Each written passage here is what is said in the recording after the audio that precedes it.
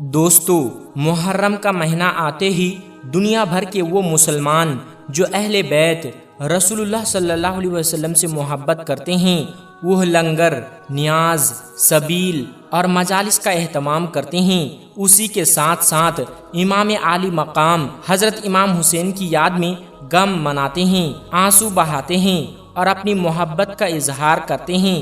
ان خوش نصیب لوگوں میں پاکستان کے فنکاروں کے ساتھ ساتھ ہندوستان کے بھی کئی مشہور اداکار شامل ہیں۔ جی ہاں دوستو، آج ہم آپ کو ہندوستان کے ایسے 10 مشہور اداکاروں کے بارے میں بتانے جا رہے ہیں جن کا تعلق شیعہ مکتب فکر سے بتایا جاتا ہے اور جو محرم کے مہینے میں لنگر، نیاز، مجالس کا اہتمام کرتے ہیں۔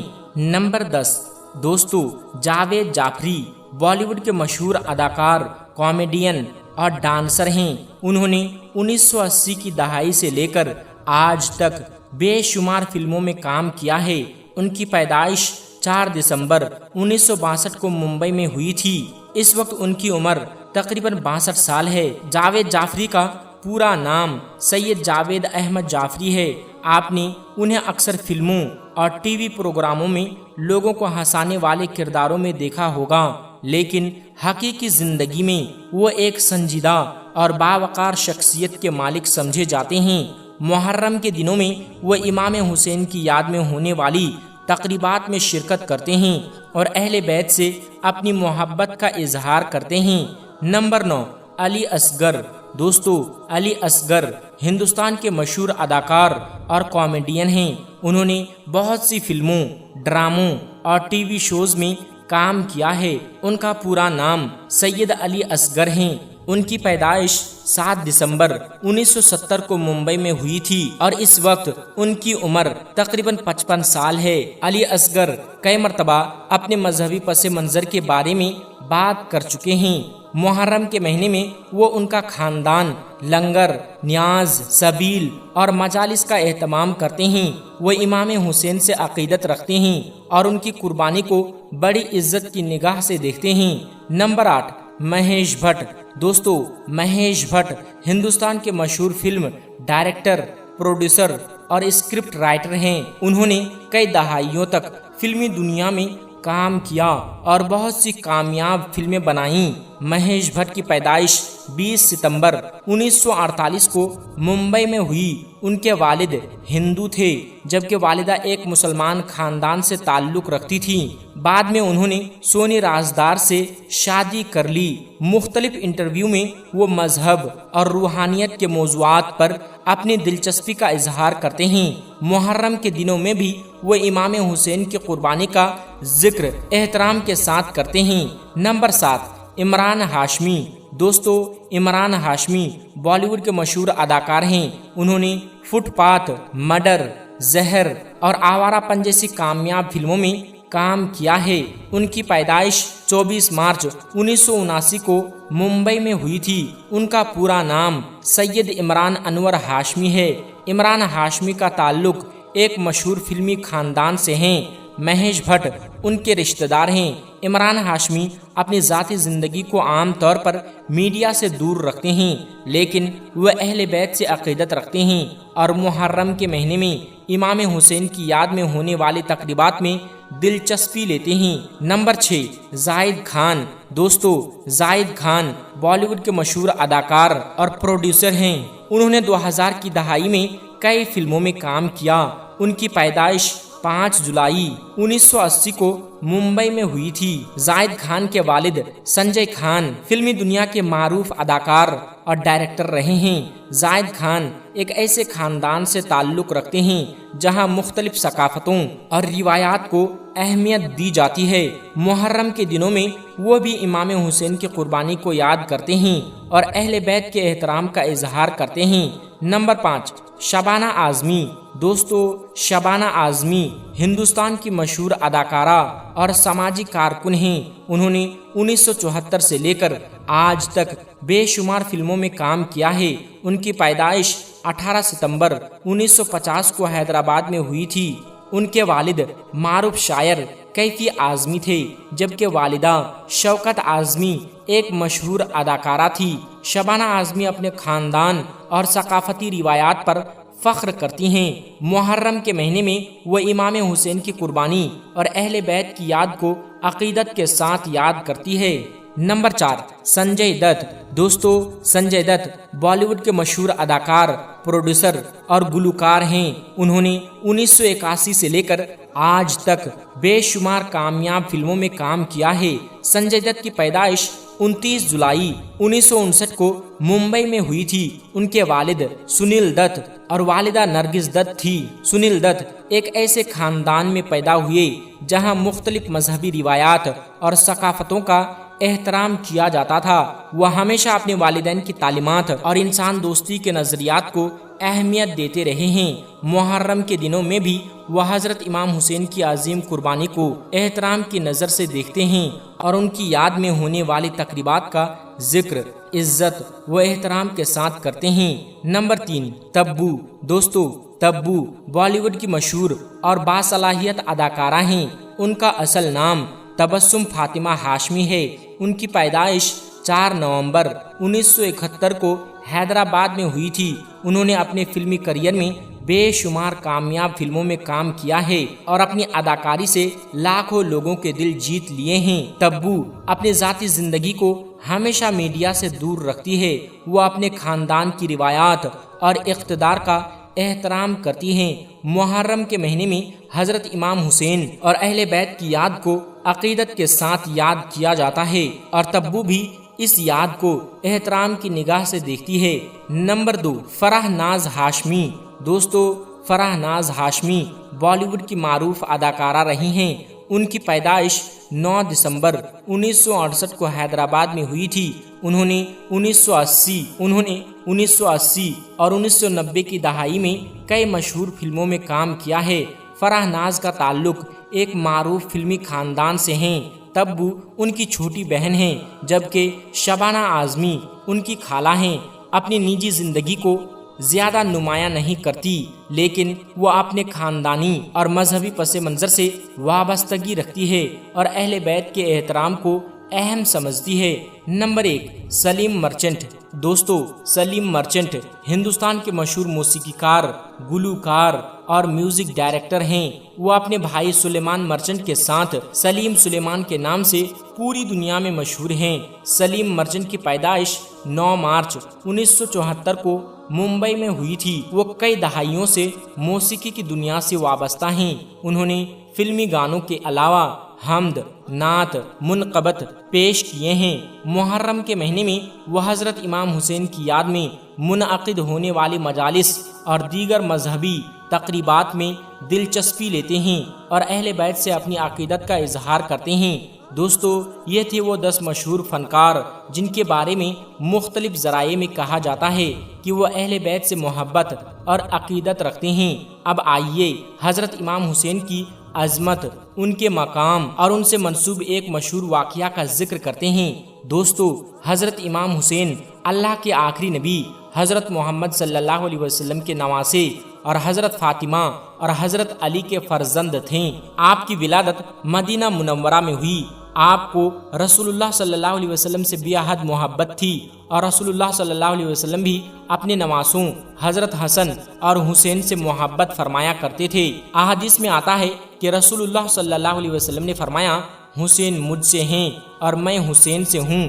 حضرت امام حسین نے دین اسلام کی سربلندی اور حق و سچائی کے لیے عظیم قربانی دی۔ کربلا کے میدان میں آپ نے ظلم کے سامنے جھکنے کے بجائے حق کا ساتھ دیا اور اپنے اہل خانہ اور ساتھیوں کے ساتھ عظیم قربانی پیش کی۔ 10 محرم 61 ہجری کو میدان کربلا میں حضرت امام حسین اور ان کے ساتھی شہید ہوئے۔ یہ واقعہ اسلامی تاریخ کا ایک نہایت اہم اور دردناک باب سمجھا جاتا ہے۔ اسی وجہ سے دنیا بھر کے مسلمان محرم کے مہینے میں کربلا کے شہداء کو یاد کرتے ہیں، ان کی قربانیوں کو خراج عقیدت پیش کرتے ہیں۔ کربلا کا پیغام صرف غم نہیں بلکہ صبر، حق، انصاف، ہمت اور قربانی کا پیغام بھی ہے۔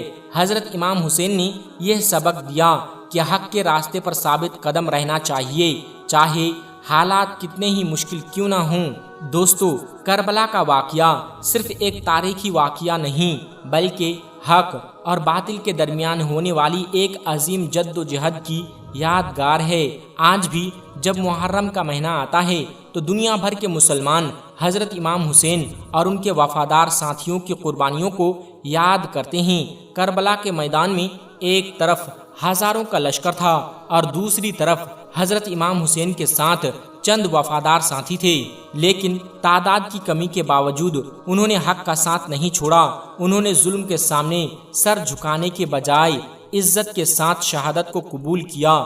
دوستو، کربلا کے واقعات سے متعلق مختلف علاقوں میں بہت سی روایات اور حکایات بھی بیان کی جاتی ہے۔ ان میں سے بعض تاریخی طور پر ثابت ہیں اور بعض عوامی روایات کی صورت میں مشہور ہیں۔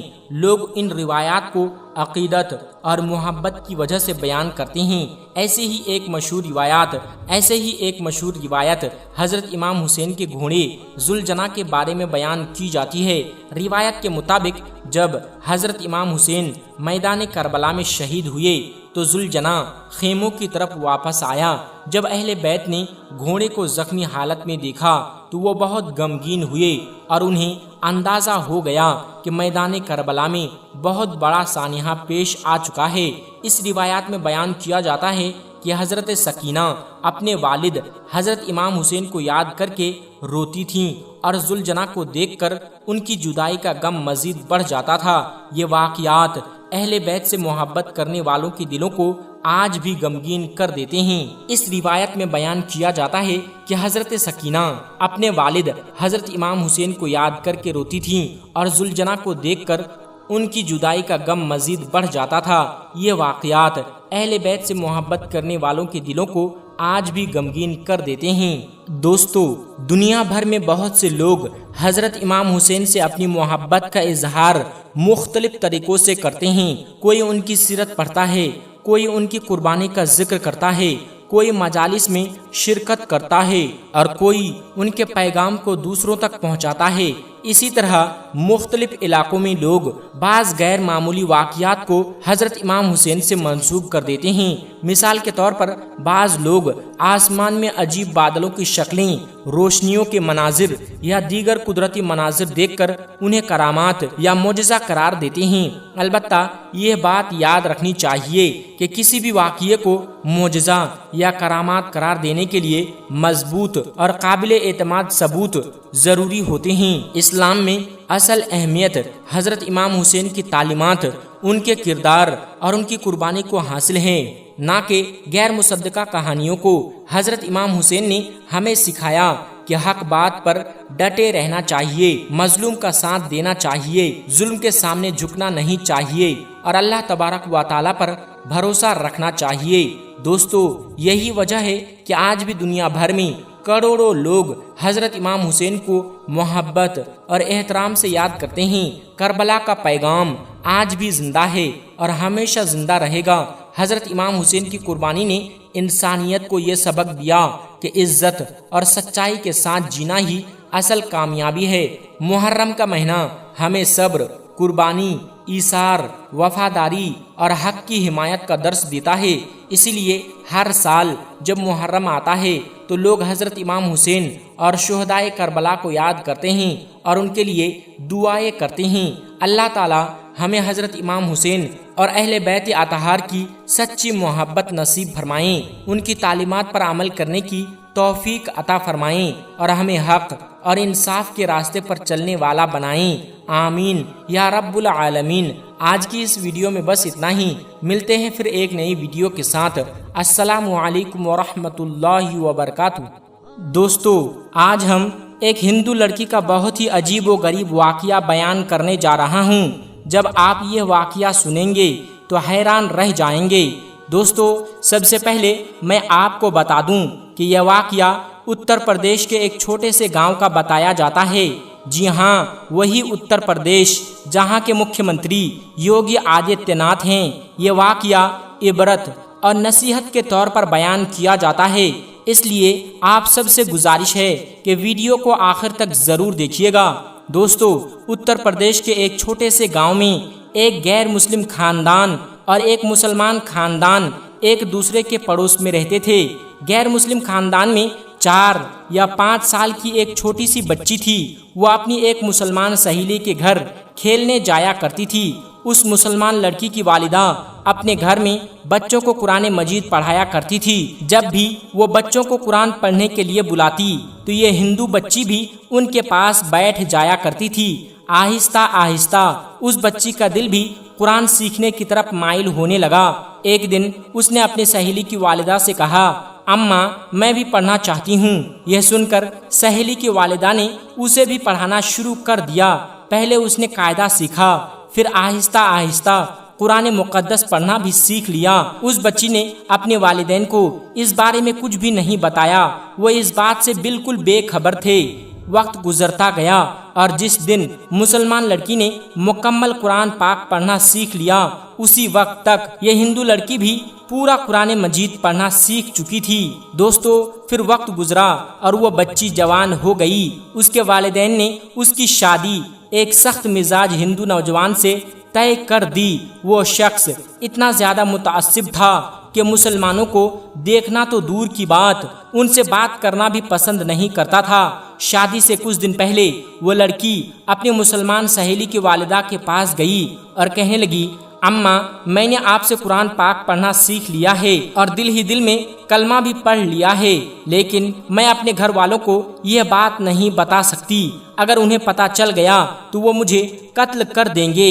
اب میری شادی بھی ایک ایسے شخص سے ہونے جا رہی ہے جو مسلمانوں سے سخت نفرت کرتا ہے۔ یہ سن کر سہیلی کی والدہ نے کہا، بیٹی اگر تمہیں قرآن پاک سے سچی محبت ہے تو اللہ تبارک و تعالیٰ پر بھروسہ رکھو، اللہ رب العزت تمہارے ایمان کی حفاظت فرمائے گا۔ اس کے بعد سہیلی کی والدہ نے ان کے لیے ایک خاص تحفہ تیار کیا۔ انہوں نے قرآن پاک کو خوبصورت انداز میں پیک کیا اور لڑکی کی والدہ کے پاس جا کر کہا، یہ ہماری طرف سے شادی کا تحفہ ہے، لیکن ایک درخواست ہے کہ اس تحفے کو یہاں نہ کھولا جائے بلکہ لڑکی کے سسرال پہنچنے کے بعد ہی کھولا جائے۔ لڑکی کی والدہ نے یہ بات مان لی، چنانچہ شادی ہو گئی اور لڑکی اپنے سسرال پہنچ گئی۔ قرآن پاک کا وہ تحفہ بھی اس کے ساتھ سسرال پہنچ گیا۔ وہاں جا کر اس نے قرآن پاک کو ایک صندوق میں چھپا دیا۔ جب ان کا شوہر دفتر چلا جاتا، وہ اپنے گھر میں اکیلی ہوتی تو وہ صندوق کھول کر قرآن پاک نکالتی اور تلاوت کرتی۔ شوہر کے واپس آنے سے پہلے دوبارہ اسے احتیاط سے چھپا دیتی۔ اسی طرح کئی سال گزر گئے۔ پھر ایک وقت آیا کہ وہ حاملہ ہو گئی۔ اب وہ سوچنے لگی، میں نے تو اپنا ایمان چھپا لیا ہے اور قرآن پاک بھی پڑھ لی ہے، لیکن میرے بچے کا کیا ہوگا؟ میں اسے دین اسلام کیسے سکھاؤں گی؟ یہ سوچ کر وہ اللہ تبارک و تعالیٰ سے دعا مانگتی رہی کہ یا اللہ کوئی ایسی صورت پیدا فرما کہ میں اپنے بچے کو بھی کلمہ پڑھا سکوں۔ اسی دوران اللہ تبارک و تعالیٰ کی شان دیکھیے کہ ایک دن اس کا شوہر بیمار ہو گیا۔ وہ علاج کے لیے ہسپتال گیا اور مختلف ٹیسٹ کروائے۔ جب ڈاکٹر نے رپورٹس دیکھی تو اس سے کہا، تمہیں کینسر ہے اور بیماری کافی خطرناک مرحلے میں پہنچ چکی ہے۔ یہ سن کر وہ شخص بہت ہی زیادہ پریشان ہو گیا اور روتا ہوا گھر واپس آیا۔ گھر پہنچ کر اس نے اپنی بیوی سے کہا، تم بہت اچھی، وفادار اور محبت کرنے والی عورت ہو، لیکن اب شاید میں زیادہ دن زندہ نہ رہ سکوں۔ ڈاکٹر کے مطابق میری زندگی صرف چند دنوں کی مہمان ہے۔ یہ سن کر بیوی بھی رونے لگی، لیکن اس نے شوہر کو تسلی دیتے ہوئے کہا، آپ پریشان نہ ہوں، میرے پاس ایک علاج ہے اور مجھے یقین ہے کہ اللہ چاہے گا تو آپ بالکل ٹھیک ہو جائیں گے، لیکن آپ مجھ سے وعدہ کریں کہ میں جو بھی کروں گی آپ اس کے بارے میں کوئی سوال نہیں کریں گے۔ شوہر نے کہا، میں وعدہ کرتا ہوں اگر میں ٹھیک ہو گیا تو تمہاری ہر بات مانوں گا۔ اس کے بعد اس عورت نے قرآن پاک کی سورہ فاتحہ پڑھ کر اپنے شوہر پر دم کرنا شروع کر دیا۔ اس نے اپنے سہیلی کی والدہ کو دیکھا تھا کہ جب بھی کوئی بیمار ہوتا تو وہ سورہ فاتحہ پڑھ کر دم کیا کرتی تھی۔ ایک دن شوہر نے پوچھا، تم یہ کیا کر رہی ہو؟ عورت نے جواب دیا، میں آپ کا علاج کر رہی ہوں۔ اور آپ مجھ سے وعدہ کر چکے ہیں کہ اس بارے میں کوئی سوال نہیں کریں گے۔ یہ سن کر شوہر خاموش ہو گیا اور پھر اس نے کچھ نہیں پوچھا۔ دوستو، پورا 1 مہینہ وہ عورت اپنے شوہر پر سورہ فاتحہ پڑھ کر دم کرتی رہی۔ 1 مہینے کے بعد شوہر دوبارہ ہسپتال گیا اور اپنے تمام ٹیسٹ کروائے۔ جب ڈاکٹر نے رپورٹ دیکھی تو وہ حیران رہ گئے، کیونکہ رپورٹ کے مطابق اس کے جسم میں کینسر کا کوئی نام و نشان موجود نہیں تھا۔ مزید جانچ کے بعد معلوم ہوا کہ وہ مکمل طور پر صحت مند ہیں۔ دوستو، اللہ تبارک و تعالی نے اپنی قدرت سے اس شخص کو شفا عطا فرما دی۔ جب وہ بالکل ٹھیک ہو گیا تو وہ بہت خوش ہوا اور اپنی بیوی سے کہنے لگا، یہ سب کیسے ہوا؟ اب بتاؤ تم کیا چاہتی ہو، میں تمہاری ہر بات پوری کروں گا۔ یہ سب کیسے ہوا؟ اب بتاؤ تم کیا چاہتی ہو، میں تمہاری ہر بات پوری کروں گا۔ یہ سن کر عورت نے اپنی پوری زندگی کی داستان اپنے شوہر کو سنا دی۔ اس نے بتایا کہ وہ بچپن میں اپنی مسلمان سہیلی کے گھر جاتی تھی۔ وہ قرآن پاک پڑھنا سیکھا، دل ہی دل میں اسلام قبول کیا اور شادی کے بعد بھی چھپ چھپ کر قرآن پاک پڑھتی رہی۔